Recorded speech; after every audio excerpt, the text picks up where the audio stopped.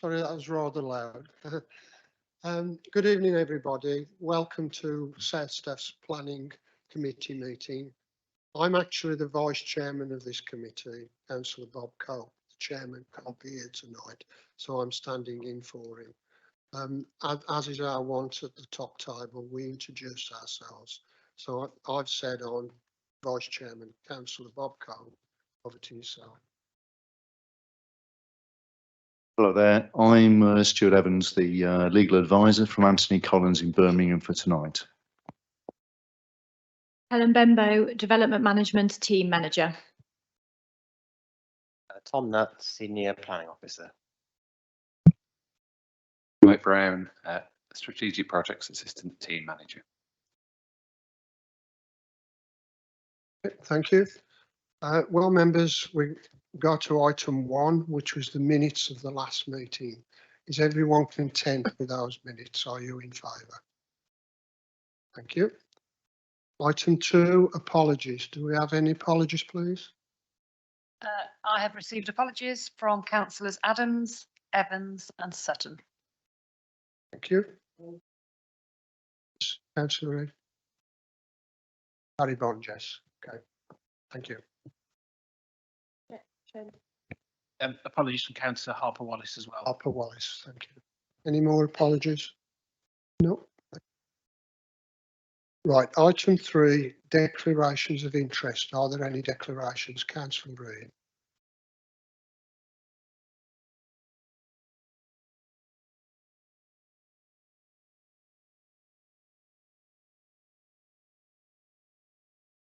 It's a non-pecuniary interest in 23/00145 stroke FUL, the land at South West side of Legal Road.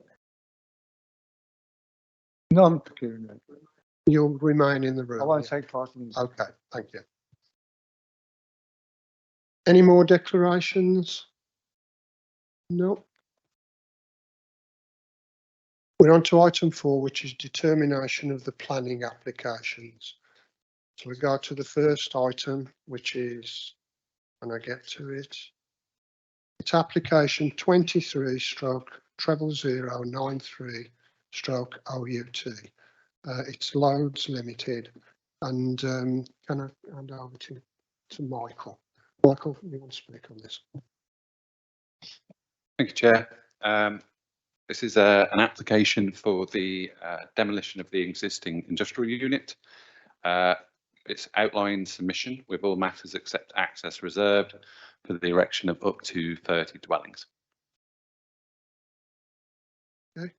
So the application is being reported to committee due to a conflict with local plan policy EV1. We'll come on to what that means as we go through the presentation. So this is the site that we're looking at. We can see a view here of the southeastern corner of the site from Holly Lane. Vehicular access that serves the neighbouring Landywood Enterprise estate is also evident within that site to the left of the tree there. In the second photograph, you can see a view from the junction of Holly Lane and Gorsey Lane, and part of the building to be demolished is in the background there. Just for a note for councillors, the site has been empty since 2019, so there's no activity on there at the moment. Here we have views along Gorsey Lane. You can see the mature tree planting along the edge of the site. We also have within the photo on the left-hand side two pre-existing vehicular accesses that serve the site evident. There are cars parked in them, as we can see along there.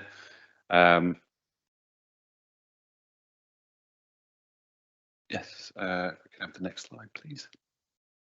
Okay, thank you. Moving north along Gorsey Lane, we have the third point of access shown, which is the gate that we can see there. And here we have on the right hand side photograph there a view along the Spindles, which is a modern housing estate which forms the northern boundary of the site, along with that tree belt which we can see. Here we have some views of the surrounding street scene. So as you can see, it's a fairly typical residential estate. Most of the properties are built within the surrounding areas, 1960s semi-detached properties.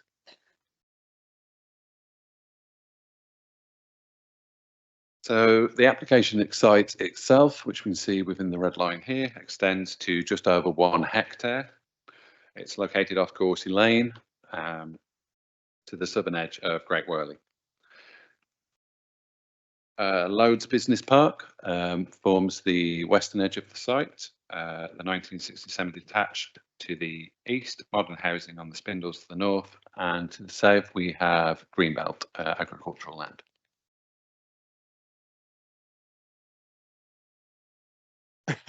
The existing factory building within the site occupies the majority of the southern part of it, whilst there's a service yard to the north.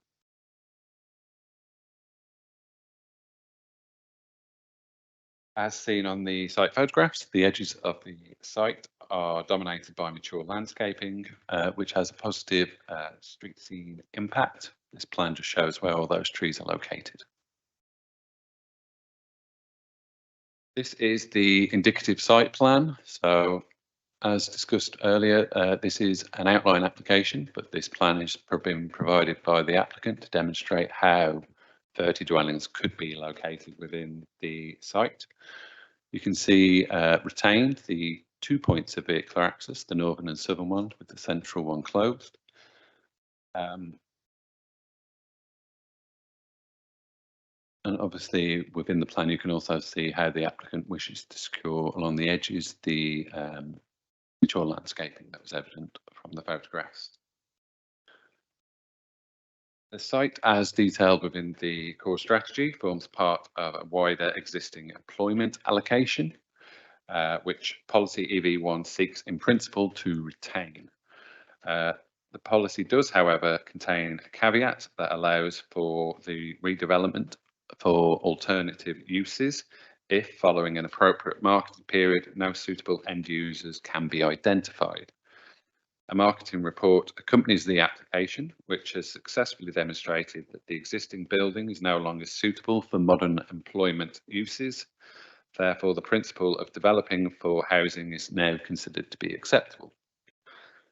Matters of housing mix, affordable housing, vacant building credits, layout, design, public open space and residential amenity are all covered within the officer report, and suitable conditions identified where reasonable and necessary.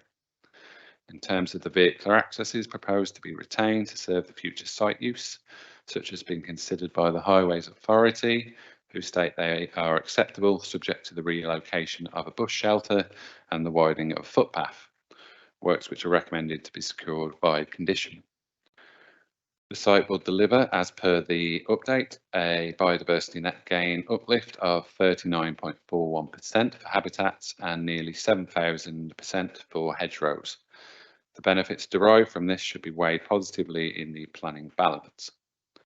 The arboricultural report submitted with the application demonstrates that site trees of quality are all to be retained both during the development and once the dwellings are built and occupied on the site. Given these points, and subject to the applicant first signing a Section 106 agreement and unilateral undertaking to secure payment as detailed towards healthcare infrastructure, recreational mitigation for the Cannock Chase SAC and off-site public open space provision, it's recommended the application be approved subject to the conditions as specified within the officer's report. Thank you. Thank you, Michael. I don't think we've got no public speakers at the moment, and the local members are Councillor Ray Perry, Kath Williams, and neither of the local members are here. So it's over to you, members. Does any member wish to speak on this issue? Councillor Reid. Thank you, Mr. Chairman. I just feel that the report, and does say that somewhere, I did find it in the end, that we refer to a brownfield site. And I think this is one of the most important things that this district council has to consider. If there are any brownfield sites, we have to take that opportunity. And also I see that the employment is probably going to be taken in the construction of the A45 or 54, and also the development around Jaguar. So I think that the employment is covered nicely, and we've got an opportunity to build houses for those that want to work at these opportunities and then afford to buy the houses. So I'm in total agreement with the recommendation. Thank you. Thank you, Councillor Reid. And Councillor Kath Perry.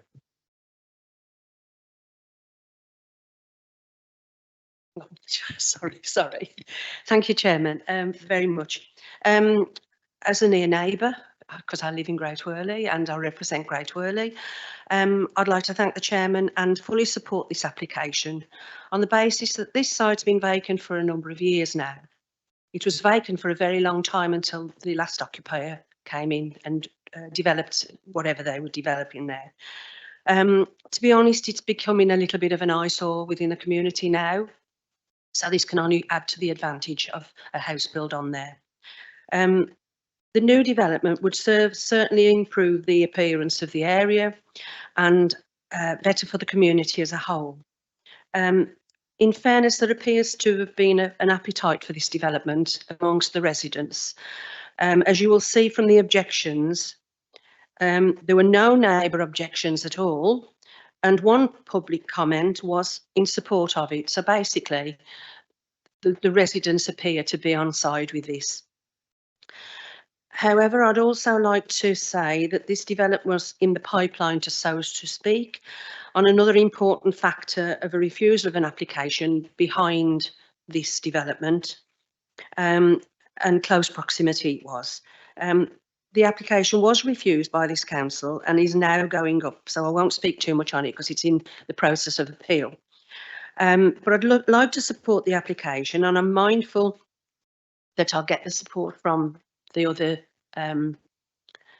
members of the committee.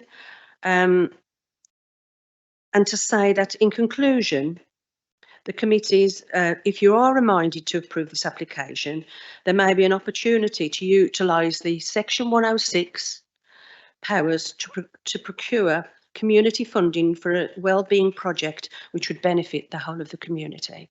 So thank you very much. Thank you. Any other members wish to speak on this application? Councillor Duncan. Yeah, it's I think looking at it, it's a lot better than a previous application. I think it's going to be more in line with what the residents need. Can you assure me that the parking facilities will all be on site and they won't have to park their cars on the streets, basically? Michael? That will be a detail to determine within the reserve matters application, but there is sufficient scope and space on site to comply fully with the council's guidance on parking. So in principle, there shouldn't be any need for any on-street parking, that we should be able to provide each plot with sufficient parking to meet its needs. But like I say, the exact detail of that would come at the reserve matters stage. Just quickly coming back on that, as you know, that most families now have between 2 and 3 cars, and I know lots of people now have got 4 cars. So would that, as their families grow, would it sort of cope with that sort of volume? Future, tricky one. Essentially, the guidance that we utilise seeks to limit the number of cars. So it doesn't seek to promote or oversupply car parking spaces. So from memory, I think it's roughly 2 spaces for a 2-3 bed and then 3 spaces for a 4 bed. Now, obviously, that largely covers what you've mentioned there, but at the higher end, we wouldn't be looking to provide that many car parking spaces simply because one of the benefits of this scheme is that it's so sustainably located. Obviously, it's close to the train station. There's a bus stop literally next to one of the access points. So we wouldn't want to over deliver on on-site parking because we'd be looking to encourage residents to utilise that sustainable transport framework. Thank you. Does any, Councillor Kelly? Thank you, Chairman. Mark, is the density in keeping with national statistics? 35 to hectare, or is it lower? It's pretty much bob on 35. Yeah. The site itself, it's got some constraints. So beyond the trees along the edge, which obviously takes a reasonable amount of developable area, there's also coal mining shafts along the site, which we'll get more detail of as we progress through. So the reserve matters will show exactly where they are, which may impact on density. But they're pretty much in around that point. Yeah, so they're fully compliant. Councillor Esseltine. Thank you. I'd just like to endorse what Councillor Reid said. How many times have we heard from residents, why don't you build on a brownfield site? Well, we don't have many brownfield sites in South Staffs. So to me, this seems to be a golden opportunity to take advantage of a brownfield site that is actually offered for some residential building. Thank you. Councillor Kelly again. Sorry, Chair. Just to, as this site's come forward now, will it be added to our allocation? You, Chair. The site is allocated within the emerging plan. As long as the emerging plan comes forward on its current timeline, it can still be allocated within the emerging plan. The only issue would come if there were delays in the local plan, but it can still go in there, notwithstanding if it is approved tonight.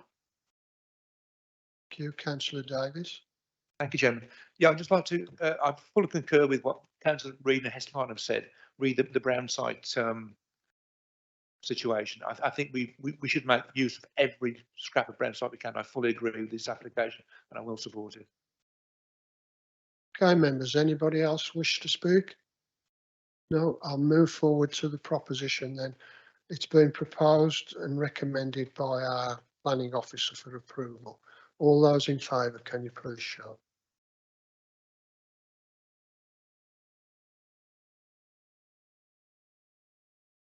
Unanimous 12. Thank.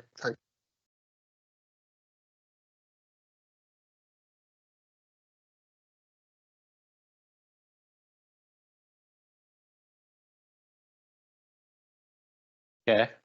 Can I just clarify something on that? As there's 13 members, you only says 12. No, there's 12 voted. I'm the 13th member. I didn't vote, so it was correct. Thank you. I was conscious of that.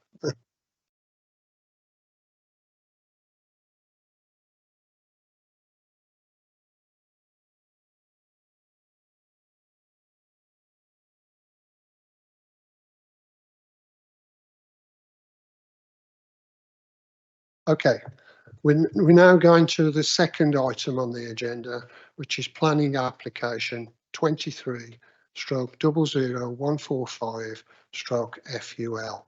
I'm going to hand over to Ellen to clarify a few things. Thank you. Thank you, and through you, Chair. I will shortly hand over to Tom, who's going to present this application and the details to you. But just to clarify a couple of points, if I may, before we get to that point. Officers are aware of a note that was sent to members with regards to this application from the legal representatives of the residents group. So just to make you aware that we are aware of that. It wasn't sent to the chair and the vice chair, but they are now aware of it. It's been fully considered. From an officer perspective, we don't think it needed any further commentary from us because we feel like the key matters raised were covered in the officer report. So just to make you aware that we know about that. And in terms of the speaking this evening, we are going to have a representative speaking again on the behalf of the residents group. There's been some discrepancy in terms of the request to speak. So for the principle of transparency, we are going to have 3 speakers this evening. So I just wanted to make that point clear for the point of clarity. Thank you, Chair. Thank you. Do you want to outline the applications, Tom? Yeah, thank you. The application site is a 3.7 hectare area of agricultural land located 200 metres to the southwest of Leavedale Road and 2.5 kilometres northwest of Penkridge. The site boundary comprises hedgerows interspersed with trees, with no formal access from Leavedale Road. Planning permission is sought for the erection of a battery energy storage facility. The facility would be accessed from a new access track running 250 metres southwest from Leavedale Road to the agricultural field where the facility is proposed. As you can see on the plan shown, you can see the access track from Leavedale Road, which runs along the field boundary to the main area of the site. The next slides sort of show chronologically from the site entrance on the left there. That's where the access would go from Leavedale Road, and then on the second photo, that's the edge of the field boundary where the access, the sort of 5.5 metre wide gravel track would go. On the next slide, you can see on the left, the access would, this is looking south, you would go through the hedgerow boundary in the middle there into the main part of the site, which is shown on the right hand side there. That area would contain the larger proportion of the site, which would measure approximately 150 metres by 100 metres. And that area would comprise the battery units and the associated plant and equipment. If you go to the next slide, you can see that's the site looking east on the left, and then looking northeast back towards Leavedale Road. On the next slide, you can see the general arrangement there. So that's the second field where the proposal is sited. That would comprise the battery units, associated plants and equipment, which, as you can see, closed by fencing and hedgerow planting and tree planting to screen the site. The batteries would measure approximately 3 metres in height, and then the associated substation you can see in the middle there in red, that would be slightly higher, around between 3 and 6 metres in height. In terms of the overall purpose of the proposal, it's to support the operation of the National Grid Balancing Service, which balances the supply and demand of energy to ensure the security and quality of electricity supply across its transmission system, as dependency on renewables such as wind and solar increase. The proposed storage will allow for up to 50 megawatts of energy and will connect to existing power lines. Public representations raise concerns, including impacts on landscape character, heritage assets, the amenity and health of residents, loss of agricultural land, highway safety and ecology. Following full consultation as part of the assessment of the proposals, which include county highways, senior ecologist, tree officer, conservation officer, environmental health and South Staffordshire Fire and Rescue Service, there are no objections to the proposals following amendments and subject to the conditions as outlined from page 71 of the agenda. These conditions include a landscape scheme to screen the facility, as shown on the plan, an off-site traffic management scheme during construction, restricted hours of work, noise limits, ecological protection enhancement, providing 10% plus net gain in biodiversity, a surface water drainage scheme, an emergency response plan, a tactical record, which will be agreed with South Staffordshire Fire and Rescue prior to operation of the site, and the restoration of the site to agricultural land when permission expires in 35 years, or when the use ceases, whichever is the sooner. In conclusion, the significance of such projects in supporting the government's national strategy of decarbonising the country's energy system, and that the impacts can be made acceptable through the use of planning conditions, is considered sufficient to outweigh the limited harm to landscape character and the loss of agricultural land. Given this, approval is recommended, subject to conditions. Thank you, Tom. We have two speakers, and I'm going to call the first speaker, which is the speaker for the applicant, Duncan Howie. Duncan, you have 5 minutes. Thank you.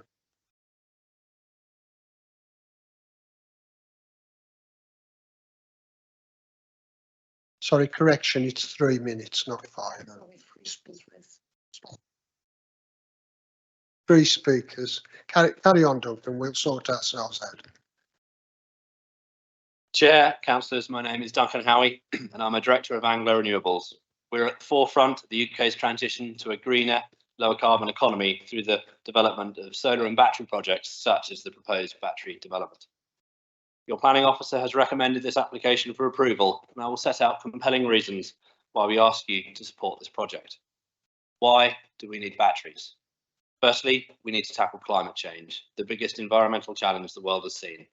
Secondly, we need cheaper power. And thirdly, they can provide the energy security that this country badly needs. Firstly, then, climate change. It threatens the entire planet, and as a society, each of us are faced with doing our bit to tackle it. Indeed, your own council has declared a climate emergency. It is a common misconception that batteries are not green. This couldn't be further from the truth. Batteries are critical in enabling us to use greater amounts of green power more effectively. To be clear, power stored will be a mix of all energy types, but the more batteries allows more renewables to replace fossil fuels. Government policy recognises that batteries are an essential part of renewable energy, as the wind doesn't always blow and the sun doesn't always shine, and at other times we get far too much of both. Net zero by 2050 will not be achievable without batteries. They are fundamental to enabling the storage of renewable energy. Secondly, batteries are a source of cheap power, something we badly need as we're gripped by the cost of living crisis. Batteries allow greater utilisation of the cheapest form of electric from solar and wind. Last winter, National Grid paid out in excess of £181 million to turn off wind farms to avoid network overload. These costs are all added to our household bills. Instead, batteries could have absorbed that spare power. Thirdly, we need batteries as they provide much needed energy security for this nation. More batteries and more renewables means less reliance on foreign fuel imports. By 2030, National Grid require 13 gigawatts of energy storage to allow us to use more cheap renewable energy. There is currently only 5 gigawatts of energy storage projects installed and operational in the UK. Another misconception is batteries are not safe. Again, this simply is not the case. Batteries are not a new technology. We surround ourselves with them in our cars, in our laptops, in our pockets, on our phones. All of the necessary assessments and management plans have been completed for this site. And indeed, your own local fire service has raised no objections to the proposal. So why here? Batteries cannot be built just anywhere. Their proximity to a grid connection is fundamental. The site is adjacent to a 132,000 volt overhead cable, which has capacity to connect this battery. The development is completely reversible and will be removed from the site after its useful life. Not only this, but the site is designed with environmental protection in mind, including noise mitigation fencing and a large amount of native species planting. This will result in a large biodiversity net gain of 13% and over a third more hedgerows added to the site. In planning terms, this proposal will contribute to the overall objective of net zero by 2050. It will allow the enhancement of the biodiversity of the site.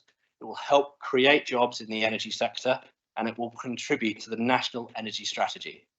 We consider the application as acceptable both in planning and design terms, and in summary, it should be approved because batteries have to be built next to a grid connection. Batteries tackle climate change, they provide energy security, and they tackle the cost of living crisis. In simple terms, this proposal is strongly supported by international, national, and local legislation, and your planning officer's professional judgment concluded that this project should be approved. I hope that all the benefits to you, the nation, and the environment will bring you to that same conclusion and that you can support this project through to completion. Thank you. Thank you, Duncan. The next speaker, which we are allowing to speak tonight, is Martin Lydiard. Could you go to the podium, please?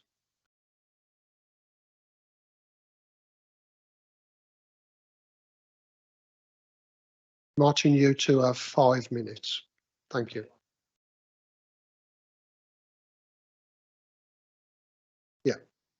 Okay, thank you.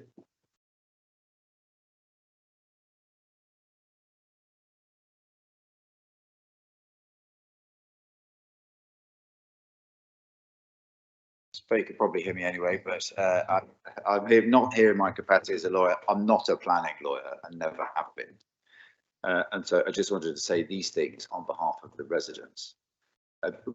When we look at those slides that were shown a few minutes ago, we see countryside. We see lovely countryside. That's what comes out of looking at those slides. And so we submit that it is almost a tragic irony that South Staffordshire's adopted policy has as its strategic objectives, amongst others, to protect and maintain the green belt and open countryside in order to sustain the distinctive character of South Staffordshire. Rhetorical question, of course. How does this application achieve that? Second, to protect and improve its environmental assets. Same question. How does this application achieve that? Third, to protect, conserve, enhance the countryside character and quality of the landscape and the diversity of wildlife and habitats. Same question. Fourthly and lastly, although there are other strategic objectives, to reduce the effect of society on the environment. How does this application do that? Because this is the applicant adversely affecting the environment in this area. And so what is the irony? It is that each of these objectives is effectively bypassed or ignored, or at best lip service, as far as the residents are concerned, has been paid to it. And it is therefore difficult from our perspective to discern which, if any, part of this profit-driven, to be fair, profit-driven application meets any of those objectives. And so we see it and we submit respectfully that this application then proposes the construction of what is plainly a large, desperately unsightly, potentially highly dangerous industrial plant in the middle of the South Staffordshire countryside, designed for the profit of others, none of whom appear to have any direct association really with the local authority or local area. And so a summary of our objections are these: contradiction with local planning policies. It's in direct conflict, we submit, with local planning policy, especially relating to environment conservation, landscape preservation and sustainable development, and so it does not meet strategic objectives. Community sentiment and participation. There is understandable and powerful local opposition. It reflects a collective concern for the preservation of the and their environment and quality of life. And we do submit and ask that the committee must consider the voice and message of the community, many of whom are here. Grouped health, safety, fire and access risks. Not sure how many people will feel particularly happy about the idea of 3-metre fencing as noise abatement, as a noise abatement facility, but the potential for fire hazard and explosions associated with BESS facilities should be a significant concern. There are many examples internationally, but if we stay in this country, what of the Liverpool experience? Liverpool was a 4-container facility, very small. At 10 to 1 in the morning, it exploded. Just some of those findings were as follows. Thermal runaway led to the total destruction of 1 container out of 4. So minimal storage produced a major explosion and an all-night fire. Although an automatic fire alarm system was present and actuated, due to the ignition of flammable gases inside the unit, it did not prevent the fire or the explosion. The presence of residential premises adjacent to the Carnegie Road site raised concerns on off-site potential. And importantly, once water was applied, the resulting runoff contained hydrofluoric acid, a highly toxic substance which can dissolve concrete and whose fumes can be fatal to life. Those are just some of the issues that arose from that Liverpool site, and really more than mildly worrying. Staffordshire Fire and Rescue has been referred to this evening, and they always have a considered response. They do say appropriate supplies of water for firefighting should be provided at the site. Rhetorical question. Has risk really been tackled by the applicant or addressed here when we know the experience of Liverpool? And so we do submit, please, that a balanced approach should set commercial interests against environmental protection and community well-being. And for those reasons, we ask that the application is opposed. We strongly urge the rejection of it. And I ask, because I've been asked to, for a named vote from the panel. Thank you, Martin.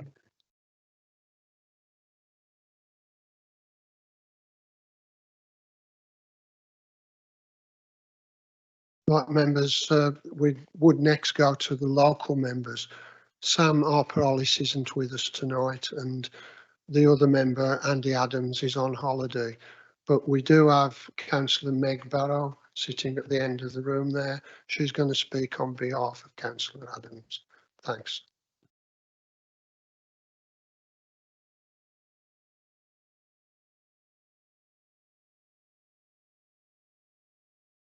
Good evening, everyone. I'm Councillor Meg Barrow. I'm not here in my capacity as District Council of this district. I'm here standing in for Andy Adams.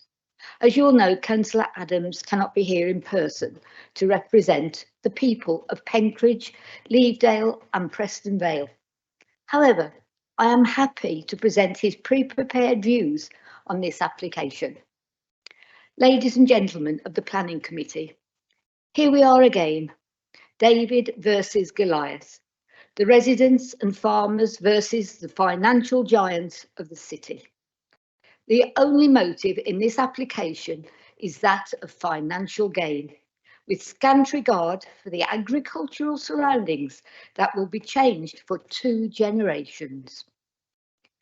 South Staffordshire is rapidly becoming the go-to place for battery storage and solar panel applications. As you are aware, the number of applications that are in the pipeline, it's frightening. How much agricultural land should be sacrificed in the search for ever-increasing profit? All on the back of a panicked emergency crisis. For 2 quarters last year, the UK were net exporters of electricity. This application for battery storage has many faults and failures. First, there is a residential property less than 220 yards from this proposed site. Secondly, Penkridge town centre is less than 1.5 miles away. And thirdly, 50,000 tonnes of ballast and concrete and aggregate in the production of this battery storage plant will render this land unusable for any further agricultural growing forever, never mind for 2 generations. Residents of Levedale, Preston Vale have a proud heritage of farming for close on 200 years. This proposed construction will change their lives immeasurably and will bring about mental anxieties and significant stress, as if farmers don't have enough issues to contend with already. Less than 2 miles down the A449, the West Midlands Rail Freight interchange is under construction. All of the warehouses will have solar panels on their roofs, and all within an industrial setting, a battery storage plant. Now, here is the significant piece of information. They have been advised in writing that the national grid will not have capacity to accept any battery storage electricity until 2032, and more likely 2040. That's a minimum of 8 years away. So why are we pressing along at breakneck speed to allow the use of agricultural land for this kind of project? One financial point, a very significant one, and this comes down to local farming knowledge. The NRA, although a consultee in this application, and with due respect, have no idea of the drainage channels put in over many, many years, well before records were compiled, which allows this land to drain ultimately into the River Penk. Look around the room, I'm sure people would agree with me that this, happens. Check out the header pond right next to the battery storage on the plans. In the event of any fire, and the special chemicals that would need to be used to try to limit the fire and the toxic fumes, the River Penk will be at serious risk of contamination and a potential ecological disaster. You have heard Martin Lydiard, KC, explain the planning reasons why this application should be refused. I too add my voice to those reasons and believe the Planning Committee will arrive at the correct decision. Thank you for listening to me and speaking on behalf of Andrew Adams, Ward Councillor for Penkridge North and Acton Trussell. Thank you, everyone. Thank you, Med. You're spot on time there. Thank you. Right, members, you've heard all the speakers. Does anybody wish to speak on this application, please? Val Chapman, Councillor Val Chapman. Thanks, Bob. I did actually go and have a look at this site over the weekend. I was very familiar with it years ago. I've got friends there, but I thought I'd just go and have another look. It's still a beautiful area. Levedale Road, well, at the moment, all I can say is there won't be sufficient width to accommodate the additional traffic for this development to start. I'm going to refer to Dame Maria Miller, raising questions about safety in Parliament.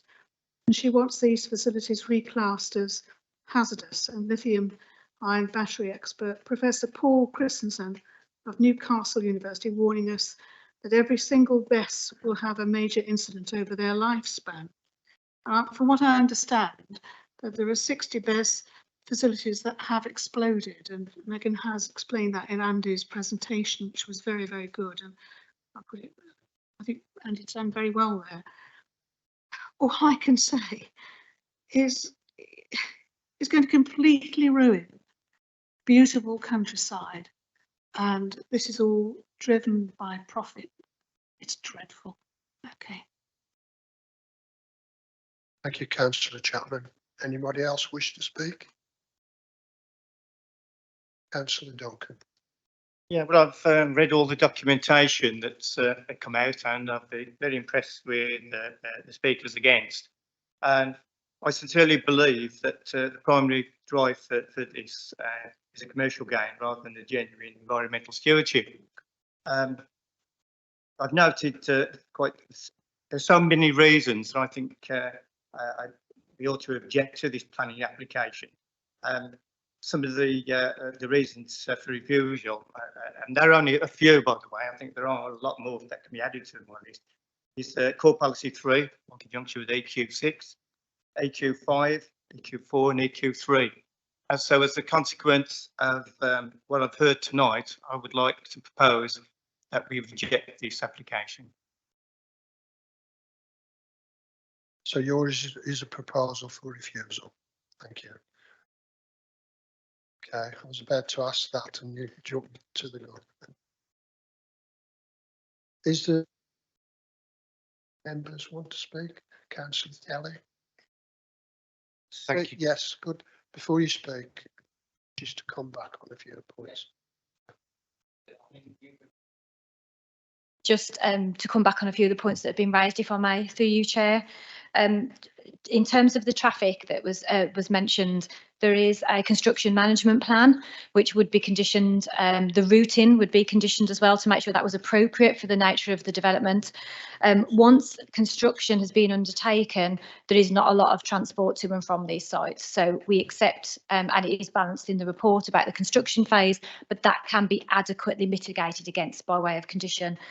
And just some discussion really on the proposal in Parliament about the hazardous classification. That hasn't got any weight in planning law. It was a parliamentary discussion that hasn't been progressed through the relevant stages of Parliament, so we can't give that any weight here tonight in the decision making process, just for clarity of decision making. And coming back on the point about the fire safety, I know it's a debate that we often have when we've got applications of this nature, and Liverpool is quite rightly to be brought up, and you know, I would be surprised if it hasn't been. Things have evolved and moved on since that point. The discussions that were had were all accurate. There's been a lot of learning and a lot of change in practice since then. In terms of applications within South Staffordshire, we've had bespoke meetings with the fire service about not only this particular application, but the wider provision of them within the district. They are very keen to be involved from early doors, and the developers are doing that and engaging with them. That is why you will see there is no objection from them within the recommendation this evening. The way that they handle any fire on the site is very different now to how it would have been when the Liverpool site was brought forward, and there is a much broader width of early engagement. You'll see again from the conditions that are proposed, conditions about surface water runoff, conditions about catchment, and no pollution mechanisms if there were to be a fire. But it is worth saying that these are very rare incidents for these types of applications. So it's just to give some context really around those discussions that we've been had. They have been balanced within the planning balance before you in the Office of Report this evening, and they've not been overlooked in any way. So just to be clear that they have been balanced in the recommendation before you. Thank you, Chair. Thank you, Ellen, for the clarity. Councillor Kelly. Thank you, Chair. I'm not the ward member, but I know the area very well. On some of the points raised, there are a few concerns, but to clarify, that road is a major road. It has articulated lorries going up there already that are milk wagons, farm tractors, HGV 40 tonners. So to equate that there's problems with traffic is neither here or there. On the National Planning Framework Act clearly states that we should look into these and very seriously, because climate change is a major factor in this country as we speak, and we need to find other ways to find renewable energy. Thank you, Chair. Thank you, Councillor Kelly. Anybody else wish to speak? Any other members? Thank you, Chair. I'm just picking up some of the comments I've heard. I think one of the comments we made was that it was frightening from Councillor Barrow on behalf of Councillor Adams. I think not as frightening as climate change, if I'm honest. One of the things we need to think about and know, climate change will do more damage to the green belt and our greens and pleasant land in South Staffordshire than any battery installation will do. I speak to this with an open mind, but I think that needs to be said, that this council did declare a climate emergency. If we're serious about it, we need to consider these applications seriously and not just knock them out of hand just because it's in somewhere where it potentially, you know, is somewhere where it's, you know, in a field or in somewhere where it's obviously an area of beauty. We understand that, but it's about the balance, and I think members should really take that on board.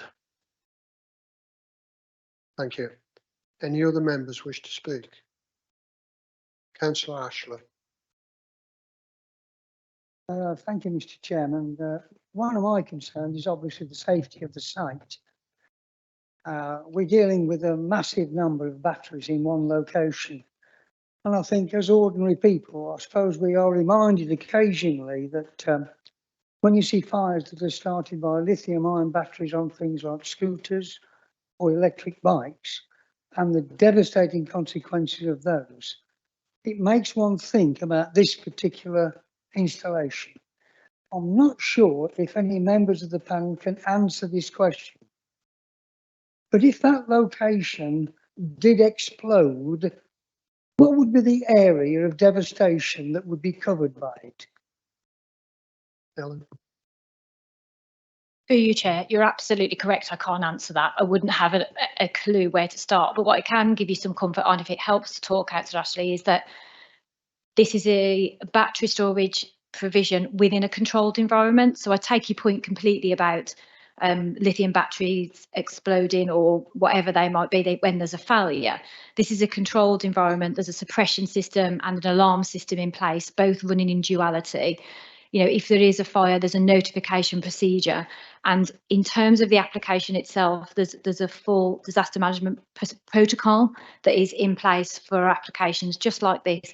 And that's dealt with in conjunction with the local fire service.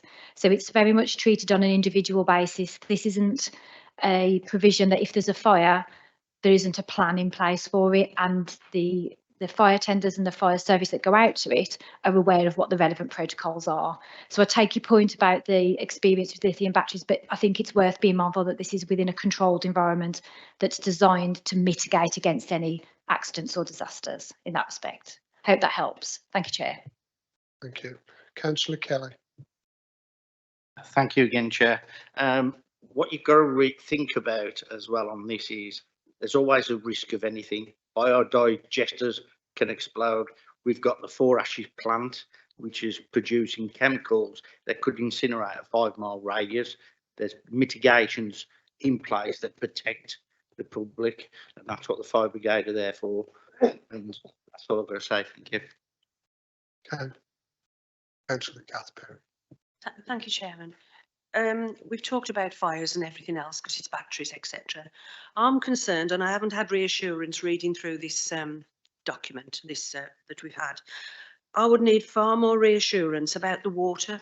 Batteries leak for whatever reason. Doesn't have to be a fire or anything like that. It's got to go somewhere. I noticed on one of the pictures you put up, there was already water along that pathway that you're proposing to take the fire brigades to there. This water has to go somewhere. It's in our water courses. It will eventually end up in the River Penk. And we all know that the Penk is prone to flooding. We see it every time you pass by there, and I'm sure other people see it that live by there. So I'm more concerned probably about that in the environment. I'm not sure it answers all my questions in there, but that's what I wanted to say. Thank you. Ellen. Yeah, so you're right. That's a slightly different angle in terms of the water, isn't it? So you're right in terms of runoff, surface water runoff, for example. It's got to go somewhere. The sites would be managed so that you wouldn't have anything leaking out of the batteries. That would be a part of legislation outside of planning that would have to be covered. But conditions 7 that are noted, which are proposed, should be minded to recommend approval, and it is also 15 and 16. All relate to surface water runoff and any pollution measures, excuse me, that need to be covered. So this is about attenuation within the ground. So the River Penk will have to be protected through the planning regime, but also through further legislation. Straying back into fire slightly, they wouldn't use water on this kind of fire if there was one. There's a suppression system in place for that reason. But in any course of action, there would be catchments, and that's what those conditions look to do, to protect the river from any resulting pollution. And through meetings with the fire service, they have to work to the polluter pays principle, even if they're there on a disaster management phase. So that's all very relevant, and that's why they have to be involved in the plan should there be a disaster at the site. So I hope that covers it, but it is very much anchored in the conditions that are proposed in terms of surface water runoff particularly. Thank you, Chair. Thank you. Does anybody else wish to speak? Chris Steele. Thank you, Chairman.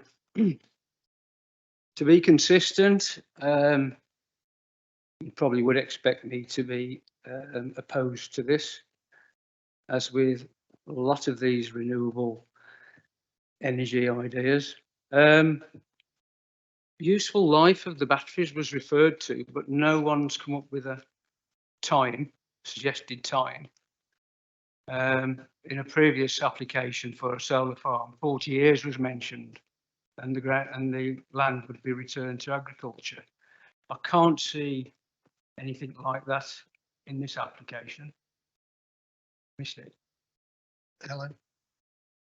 Yeah, it is in there, but again, it's within the conditions. So it's a 35-year lifespan on that. So it would be 35 years and then return to its original condition unless it's not required before that time. And then there is a condition for it to be returned back. So 35 years of time span. But as it's probably not likely to come into use until 2032, even 2040, because of the capacity of the national grid. Surely that's going to add time onto that. And is that classed as temporary? Yeah, this is similar to the 40 years of a solar farm. I don't class that time as temporary. Just to be clear, it's our understanding that there's existing capacity in the grid that's been put forward as part of the application. So we're uncertain where this information has come from about there not being capacity in the grid. But either way, if we were minded to approve this evening, it's a 3-year consent. So after 3 years, if it's not commenced, it expires and we have to reassess it again in 3 years' time. So there is that time limitation associated with the approval in any regard. So if it was 8 years, this would expire and we would assess it again in the future on its merits at the time. Thank you. I can clarify where that capacity came from. It was from West Midlands Interchange, because we don't know whether their connection is going to be on the same connection as this particular one. So we can't really answer the question, but that's where it came from. Tom, sorry, Tom. Yeah, sorry, just to add on that condition, 35 years, condition 24, the 35 years kicks in from when the development is first operational. So just worth noting that. The other thing is that the West Midlands Interchange, what may be a difference in terms of connecting is that that proposal includes solar, which generates electricity to put back into the grid, whereas this application is about absorbing it and then putting it back in. So there might be issues connecting when you're trying to put energy into the grid rather than taking it and putting it back in. That might be the difference. Probably my biggest concern is that we are tasked with making a decision to last 30 odd, 40 years, and we don't know exactly what we're letting ourselves in for.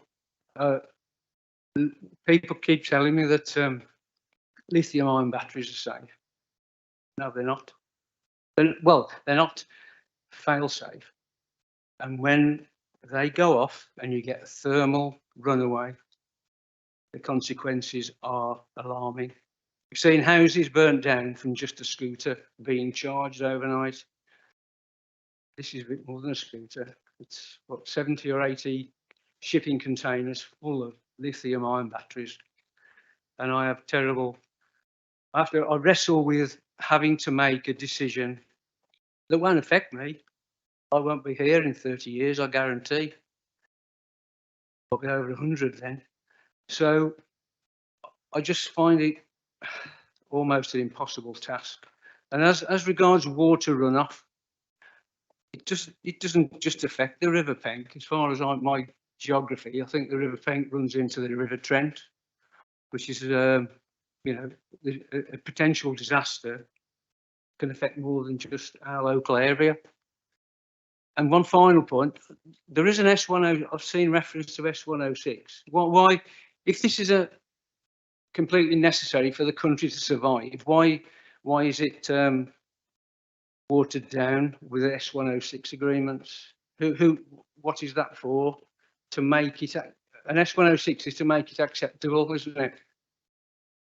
So I've seen figures of £75,000 or something. Is that correct? Sorry, yeah.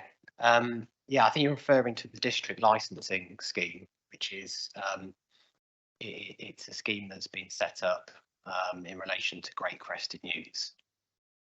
So when Great Crested Newts, when there's potential for Great Crested Newts, the applicant can enter into a scheme where they pay a contribution to a wider site that's managed by Nature Space, who run the scheme, and that money goes towards a 25-year plan on enhancing habitats for great crested newts over a longer period of time, and that's seen as a better solution to doing it on a site-by-site basis. But in addition to that, there are conditions as well that protect avoid harm to great crested newts on the site as it is. So there would be a management plan to ensure that during construction and operation that they wouldn't be impacted. So overall, there would be definitely an improvement or enhancement to habitats for great crested newts, and obviously overall, as we said, that there would be an increase, a net biodiversity increase of plus over 10% as well. Okay. My final point, and it probably won't be very popular. Much as I do love great crested newts, I'm more concerned about humans, I have to say.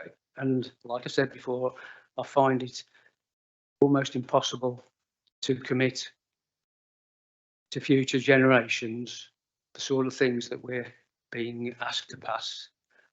And I think I'll have to vote against the application, I'm afraid. Thank you. Does anybody else wish to speak? What I'm going to do now is go back to Councillor Duncan to wind up, but we're being asked to refuse this application on the points that Councillor Duncan has suggested. Are you able to go through, for the benefit of members, all the points you're issuing on refusal? With you've mentioned the EQ 3 to 6, and then I'm going to ask the officers if those are acceptable reasons for refusal. Can you do that for us? Thank you. Yeah, again, just to reiterate, I have spent some time reviewing the application, and I felt there was too many things that didn't sit well with me as an individual, and the ones that I felt fitted the bill for an objection were core policy 3 in relation to EQ 6. For the benefit of members, what that is, or do you want officers to clarify? Well, I prefer the experts to actually outline them if be so kind. EQ 5, EQ 4 and EQ 3 I felt fitted the bill. There are probably others, but I think those were the main ones. Right. Shush.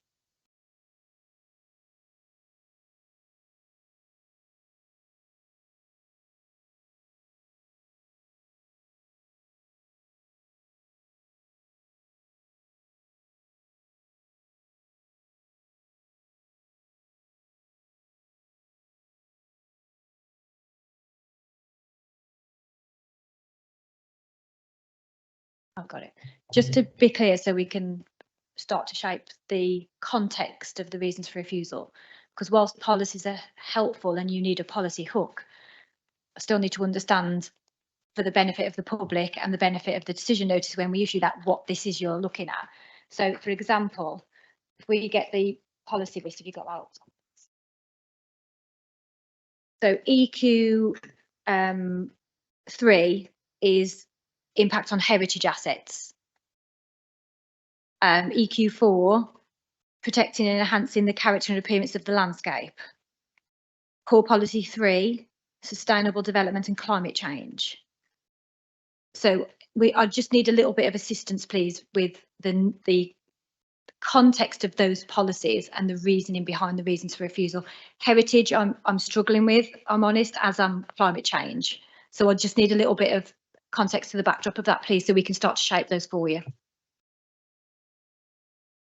Regard to climate change, then, that is just a small aspect of how it can assist. And I don't feel that in its entirety is going to be a massive effect or for improvement on helping with climate change.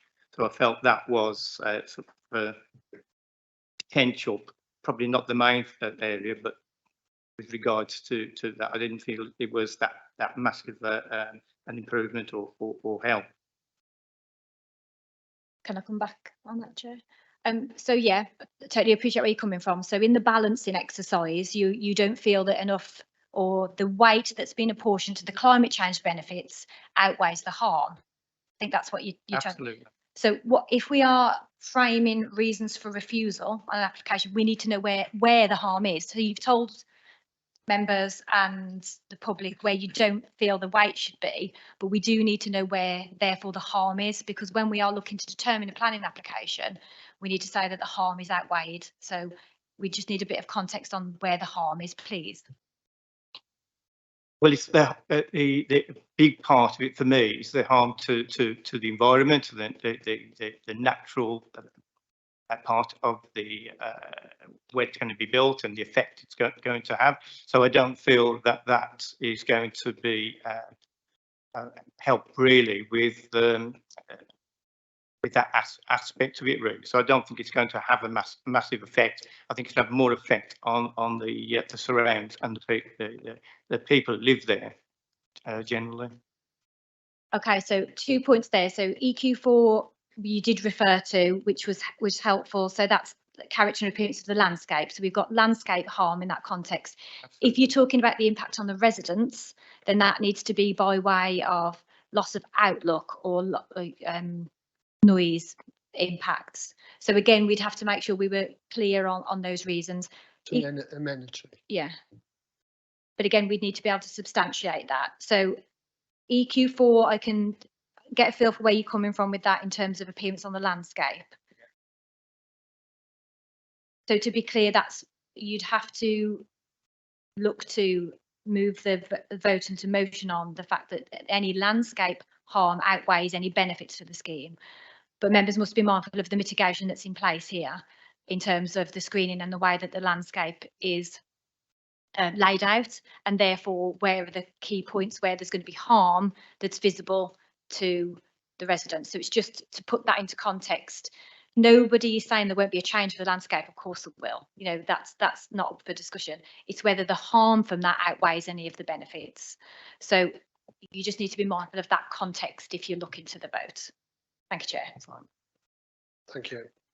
Members, you've heard we've had a proposition for refusal. You all have to consider, is this strong enough reason to refuse this application? So I'm going to put it to the vote. We've had a proposal. Are you content, officers, of what has been? Yeah, in terms of reason for refusal, we were looking at the landscape harm. So members, consider that, and I'm going to ask for the vote. All those in favour of refusal, please show. 6, 7. Okay. All those against refusal? 3. Okay. Any abstentions? No. Therefore, the proposition is refused. Thank you.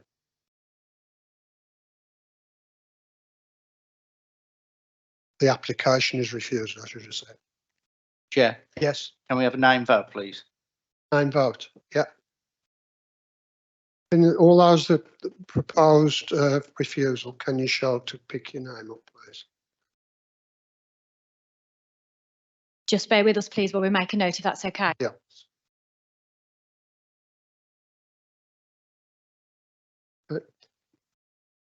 All those against?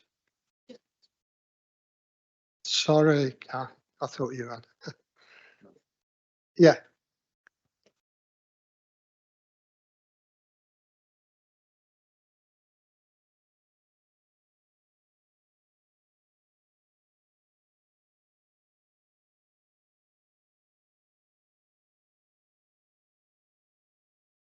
Yeah, yeah.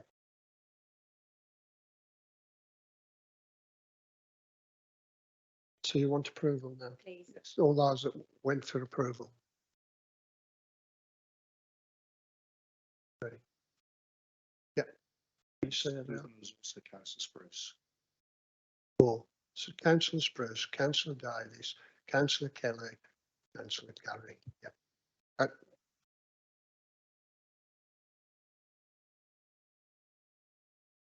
Thank you for that. I didn't vote because I was waiting to see if it was going to be a casting vote. Thank you. I'll allow time for the members of the public to disperse.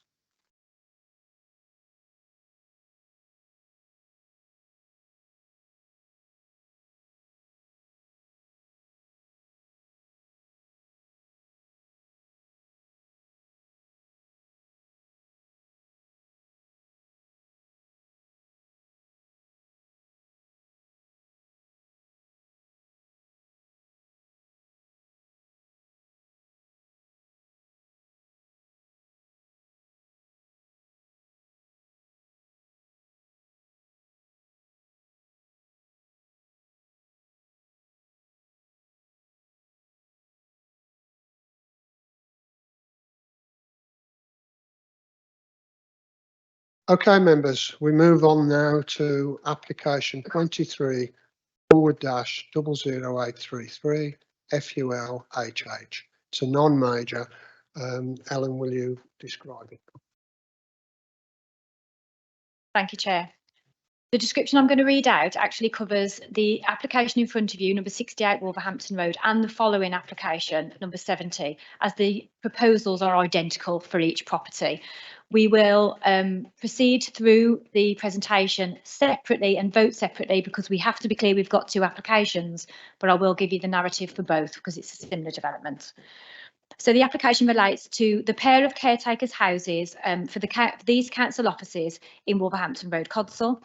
The properties adjoin the staff car park to the west with a 1.8 metre high fence and shrubs enclosing the rear garden. So there's a large grassed area at the front of the properties, given that they are set back 8.7 metres from the road. They're enclosed by a hedge which abuts the pavement. So beyond the rear of the site is the railway line, and to the east lies the Birches Bridge commercial run of properties. So identical extensions are proposed to both properties, 4 metres deep to the rear, and a small extension to the side of the properties, each next to the entrance doors. It is proposed to use matching materials. So the site is within the development boundary, where extensions and alterations to residential properties such as this are considered acceptable forms of development. This is in accordance with policy should there be no adverse impact on neighbouring properties or residential amenity. So there is no material harm to neighbouring amenity in this case and no adverse effect on the street scene. The development raises no material concerns in relation to highway safety or parking, and therefore the proposals are compliant with both national and local policy, and approval is recommended. For clarity, both of these applications are before committee because they're council assets. They're owned by the property. The property is owned by the council. Sorry? No, the guidelines make it clear that even as members of the council, you're okay to vote on this. It's absolutely fine. So first application before you that we will need to vote on shortly is number 68 Wolverhampton Road. So this is the property, if you imagine them as a pair of semi-detached properties, which they are, it's the one closest to the council car park. So you can see the side elevation here on the right-hand side slide. So these are the proposals: a single-storey extension to the rear of the property within what would have been the garden area, and then a side extension to enlarge the entrance hall and porch.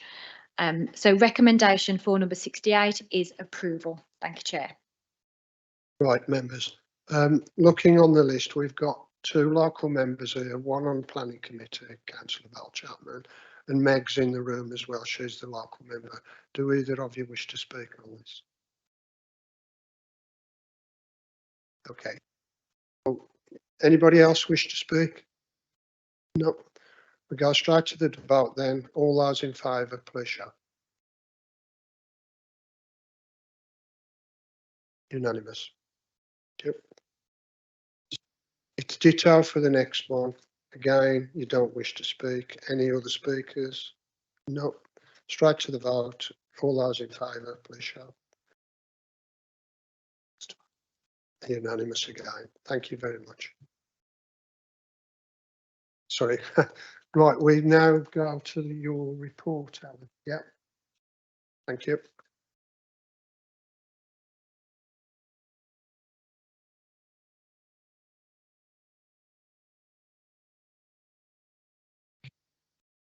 Thank you, Chair. The mics are got a mind of their own tonight.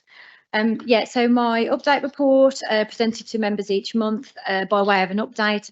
There's been very little coming out of central government over the last 4 weeks since I last reported, so there are not many updates. We are still waiting for the outcome of our submission on skills funding, which we're very keen to progress. We were told that we would have a outcome in October, and that's still pending. So as soon as there's any information on that, I will report that to you. Just to note the training sessions, we've run one today. For those members who were able to attend on ecology, there will be some to follow on conservation and trees and arboriculture in the new year. Worth flagging that there will be also a training session for all members on Monday virtually about the 5-year land supply. I would encourage you to attend if you can. If that one is not convenient for you, we will be running one in person as well before the December committee. So I just encourage you to attend at least one of those if at all possible. Application numbers are still on the higher side and pre-applications are still coming in at a higher level. The appeals that are noted, I won't go through them in turn, but the one that I did want to flag with you was the appeal decision at Spring Hill Lane in Lower Penn, which relates to the existing nursery on site. There was a proposal to increase the number of children. That has been dismissed by the Planning Inspectorate. There is reference in that appeal to issues with drainage, and I just wanted to clarify that they have since been rectified separately outside of this appeal process. The planning agent did not notify the Planning Inspectorate, and that's why the Planning Inspectorate refer to them in their comments. But as those members who are either ward members or adjacent know, there's an ongoing and protracted planning history on this site that we are looking to address with the Parish Council directly in December's meeting. So it was really just for reference in terms of that particular site, because I know it's been ongoing for some considerable amount of time. All the other appeal decisions went with in favour of the council, so nothing to report in terms of any going against. And then the last minute addition to my report was the DLUC update in terms of statistics that had been delayed again coming out. And just to say that we are on an onward trajectory in terms of success rates for meeting the statutory targets set by central government. And if members are minded, I'm going to be looking in the new year to show these in a graph form so that you can see them in a bit more of a trajectory. I've been waiting to get some newer stats available before I do that, but I will present those in the report fashion in January as a starter. Please feedback and let me know what you think of that and if you want any amendments or changes. Other to that, that's it. Thank you, Chair, by way of update. Thank you, Ellen. Councillor Reid. Thank you, Mr. Chairman. I just want to add to Ellen's report about the nursery, and it is a long protracted issue there. And what I've tried to impress on the parish council and residents, we've got to get it right. When we go to court or whatever, we've got to get our facts right, and it all takes time. But eventually it will be resolved. So patience is a virtue. Thank you. Councillor Esselstyn. This is just a quick question. Is there a limit on how many times people can actually ask for an appeal for a decision? I think you might know the one I'm referring to. Has that gone? No is the short answer. Every application that gets a decision, that gets a refusal, can be appealed. Every application that is approved and subject to a condition can be subject to a challenge for that condition through the appeals process. But so there has to be an application to hook a appeal to, but each one has their own ability to appeal that.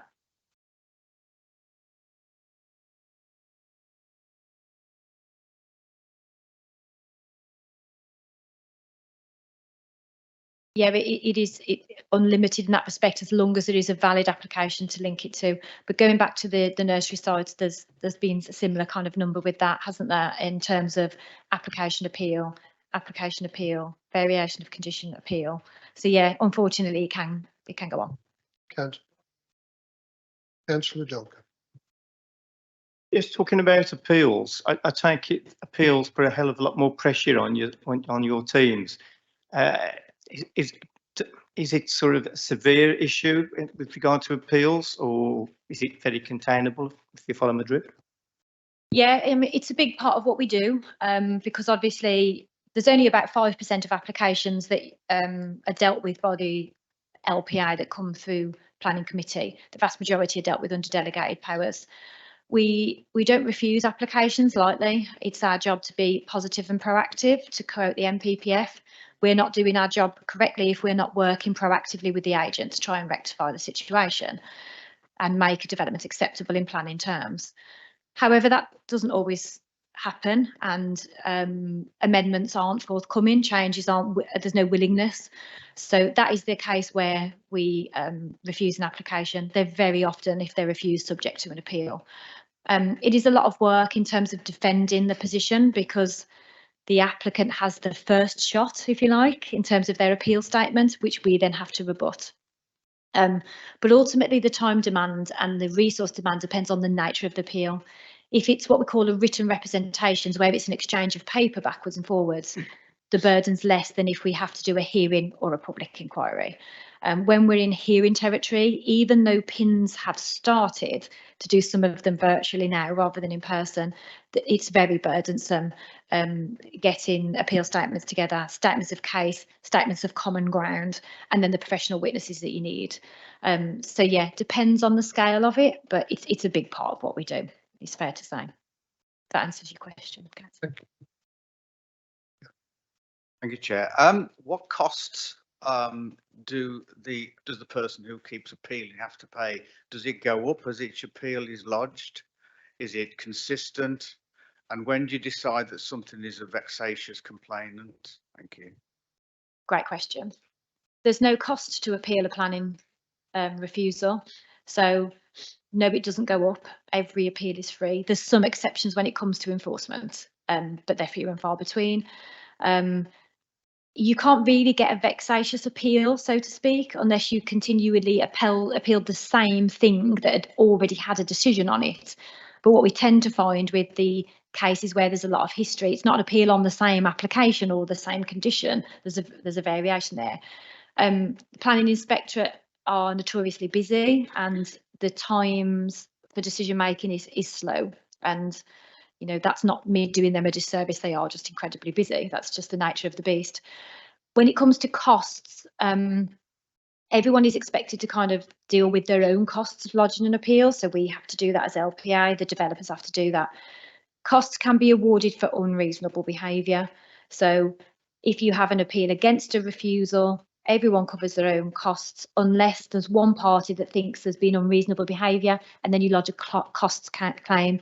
But that's not a kind of finger in the air thing. You have to demonstrate to the planning inspectorate where their costs have been gained, and the costs are gained in the preparation of the appeal, the gaining of professional witnesses, the statements that have to be put together, and it's time as well as money, if you see what I mean. So it's just keep the element of costs away from not the cost of the appeal, the cost of a costs claim against the council or against the developer, should we choose to do that. No problem. Any more questions to our officers? Councillor Duncan. Just a quickie, with regards to that for an appeal, is there a time span, sort of period that you have to respond by? There's a time that an appeal can be lodged, so that's not kind of in perpetuity. If we refuse it, there's a set time frame. If it's a minor application, it's a shorter time frame than a major application. But then you've got to bear in mind it's not the local planning authority who coordinate the appeal, it's the planning inspectorate. But yes is the answer. They set out time frames. Once they issue what we call a start letter, the clock is ticking, and they will be very strict with us as LPA to say you've got until X date to provide your statement, Y date to notify the residents, and Z date in order to have all of your information to me, as in the planning inspectorate, to make that decision. So yes, it works to a very tight time frame, and from experience, they don't waver on that. So just out of interest, it's, you know, that's a good example of where an unreasonable cost application can actually arise. So if the council, well, the LPA or an appellant don't comply with the timeline, either side could actually make a cost application in that situation. So that's a really good example. With that, members, I can't see any more questions, so I'll be ending the meeting. Thanks, everybody, for attending. Thank you.